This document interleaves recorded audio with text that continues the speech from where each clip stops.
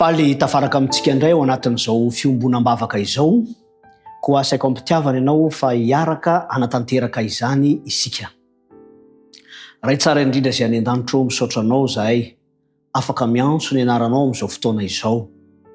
Ao anatin'ity fifampitondranam-bavaka ity izay angatany manokana, ny famelan-keloka tanteraka avy aminao raha anonona zao vavaka izao.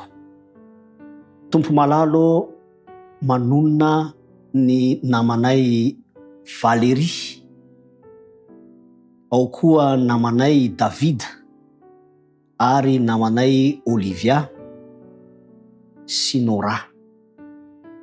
Izy ireo tompo dia samy manana faniriana manokana mba hitahinao ny tokantranony, hitahinao ny asa fivelomany na aiza misy azy ireo, mba hitahinao manokana ihany koa indrindra ho an'ny Madame Valérie, ho an'ny zanany, ary faniriana tompo ho azy ireo ny hitombony ny fanandramana manokana eo amin'ny fiainam-panahy, mba hatsapan'izy ireo fa miasa ho azy ireo ianao ary tsy mahafoy azy ireo miaraka amin'izy ireo mandrakariva.